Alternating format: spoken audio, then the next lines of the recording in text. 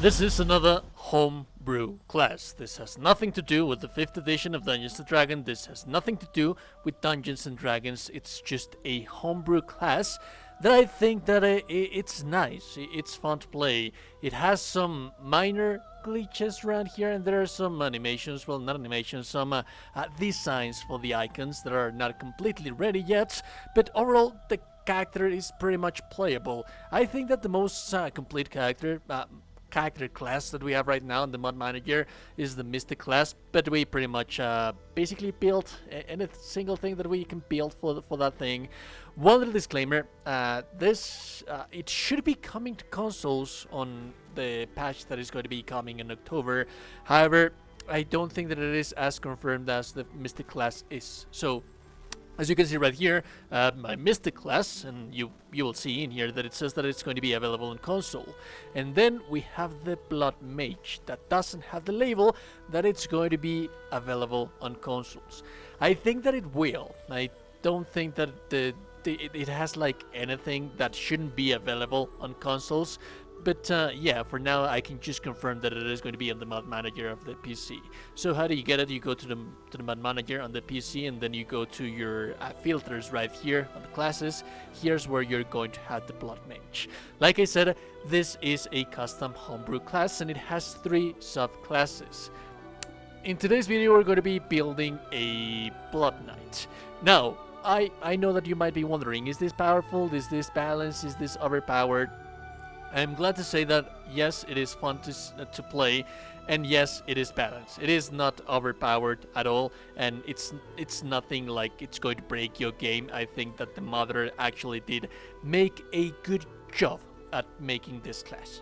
And like any class in Baldur's Gate 3, it can be very overpowered, provided that you build it properly, that you use the proper items, that you select the proper feats. This is a little bit more streamlined. I would even say that this is a little bit more of a beginner-friendly class, because it's not, it doesn't have that many things that you need to be managing. It's not by all means as overwhelming as the Mystic class is. So yes, it's a little bit easier to play. So the main thing that we'll talk about is the ability scores, because your ability scores are going to be different from when you are leveling up with this character on itself than what you have on the endgame. So what is this character going to be? Essentially, this guy is like your regular fighter, like your regular warrior. However, this is a tank, and it's a very, very powerful tank at that. It also has lots of crowd control, so yeah, essentially that's the essence of the vampire. This guy is nearly unkillable. He is immortal because he's always healing itself. He's not going to get that much when it comes to armor class. We'll talk about that in a little while, but essentially it also the most important stat for this character, it is going to be Constitution. The attack rolls and damage rolls for certain spells are going to be coming from Constitution, but the thing is that Constitution is very important for this character because most of what he does is based on concentrating himself. So this you're going to have on 16. Now for this specific character, we're also going to have our strength on 16 because we are a melee character. You will notice that I have right here my melee weapon. We'll talk about this in a little while once we reach the level 3 of the character. And then the rest of everything, it's just going to be depending on what is it that you think that your saving throws are more important. However, my advice is that you raise your charisma as much as you can. I'd say that the charisma should be your most important stat right here, because this is purely because of roleplay value. Have in mind that if you want to have a little bit more of a practical character, you should go for dexterity, for the initiative. However, this guy doesn't care about initiative that much because, like I said, he's a tank. He's very durable. On the other hand, if this is your main character, vampires are known to be very, very persuasive and charismatic characters. So my recommendation is that you also use your proficiencies with persuasion in here.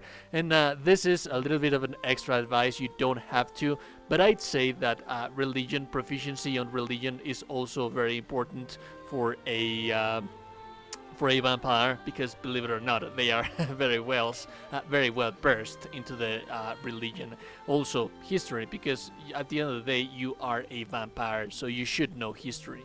Now, on the endgame your character is going to change, because on the itemization we're going to be using the Amulet of Constitution and also the Gauntlets of Giant Heal Strength.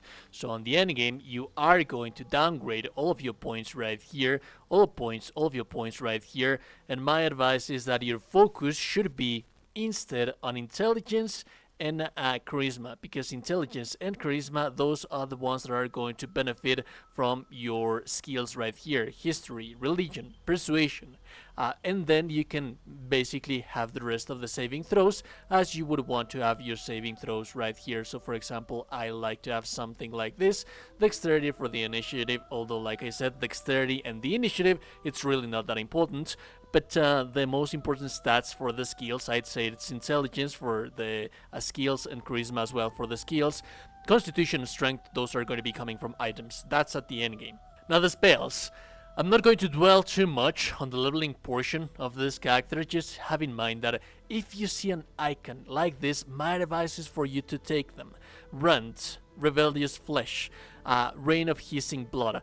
All of these are the spells that the mother made, and he also added the regular basic spells that you would have on the regular basic game, because they actually make sense for a vampire to have them. So for example, a vampire would be able to use his power to command someone to drop their weapon or things like that. So yes, all of the spells are going to be based basically on controlling the mind of others. That's the essence of the vampire. But my advice is that if you want to experience this class, take all of these guys right here that are easily recognizable, and I'll explain them to you at the end when we go to the gameplay.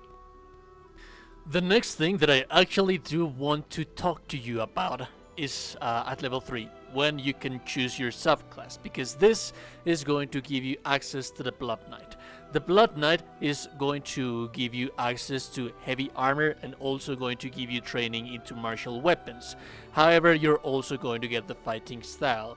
On the fighting style, my advice is that you take great weapon fighting. This is a tank, and it's a very durable at that. But the thing is that it's not a durable tank like, for example, a Paladin or a Sorkadin would be, because of the high armor class that they managed to reach. As a matter of fact, this guy is not going to have that much armor class, but this guy is a very, very powerful tank, because he doesn't care about receiving damage, because he's going to be out-healing the damage that he's going to receive. All of the tools that you use with this character, with the knight, are going to be because of that. So that's going to be the gist of everything. It's a regular basic warrior, a regular basic fighter, but the thing is that you are going to receive damage that you're going to be healing when you receive that damage, because you're a vampire like that. But by all means, if you want to have a little bit more armor class, if you think that you're having issues, if you think that you're struggling or you're going into hard difficulties, and if you're going to be taking this guy as a tank, defense, it's just as usable. Also, the Blood Knight is going to give you the Blood Bulwark, which is going to be your bread and butter. This guy is going to give you extra HP points, and these are fake temporary HP points. You can use them on battle, and this is actually a replenishable resource, and you can regain it back every short rest. So you actually do have quite a bit of bulwark, and every time that they manage to deal enough damage to the bulwark, then that's when you're going to be casting it again. Now, let's talk about the feats that you are going to be taking as you level up with the character. The main thing that you are going to take on level 4, remember that you get a feat at 4, 8, and 12. The main one is going to be Warcaster. Most of the special nice things that you'll be able to do with this character are going to be coming from Warcaster.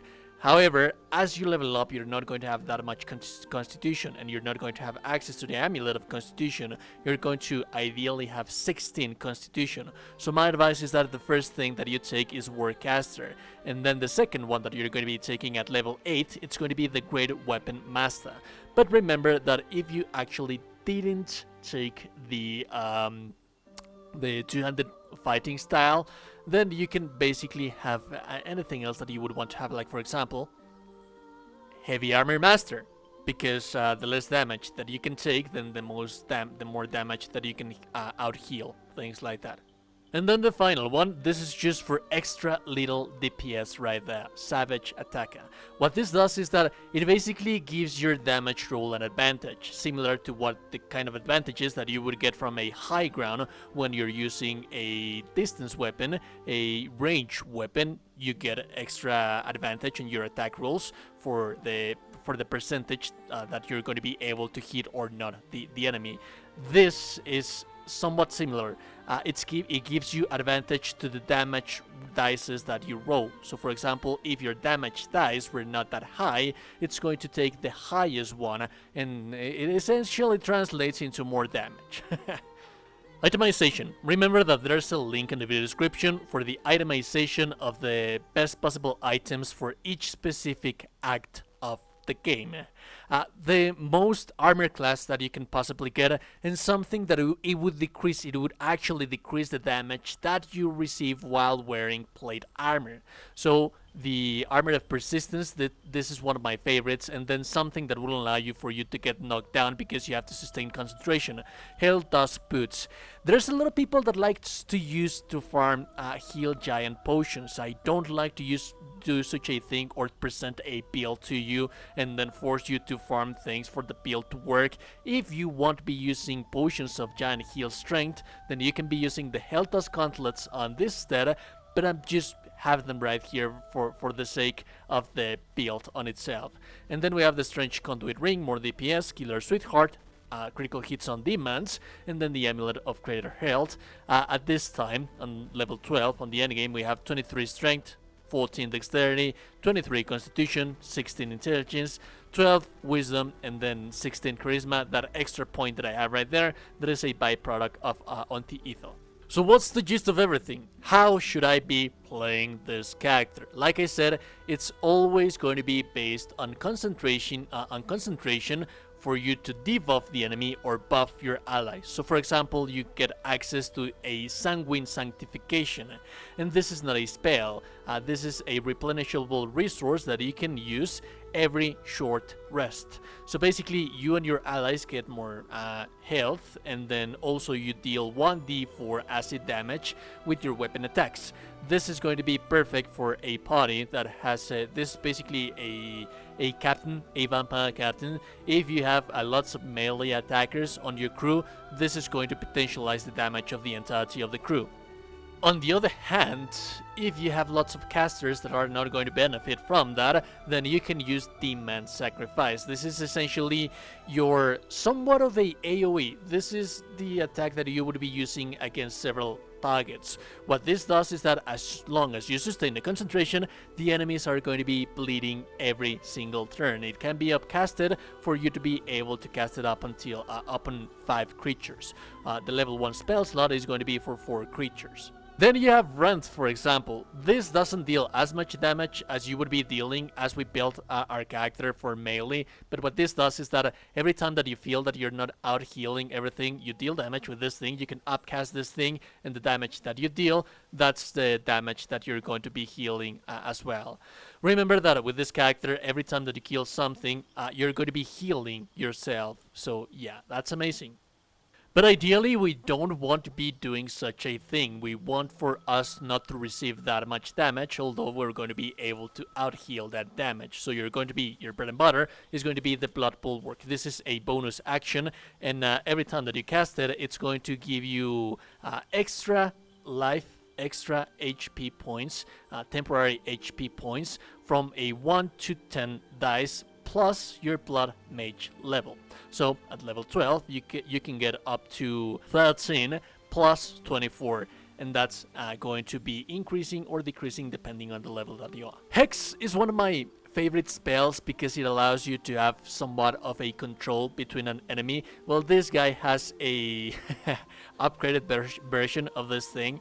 Instead of that, you're going to be using Rebellious Flesh. So you're going to basically do what Hex does upon one enemy, but it's going to decrease all of the saving throws, ability scores, the attack rules and such for a specific enemy. So basically you can curse one enemy, and ideally you should be using this against elite enemies, and then you can basically stomp the rest of the spells that you have on your crew on that character, and it's going to have disadvantage and it's going to die really bad. But I like to use whole person as well, because this is basically free critical hits on humanoids. So yes, essentially, as you can see, this is a guy that is going to be debuffing the enemy at all times, and also going to be buffing your character crew by debuffing the enemy, potentializing the damage of your crew. But when it comes to fighting solo, he's also very powerful, because it's very difficult for the enemy to kill you.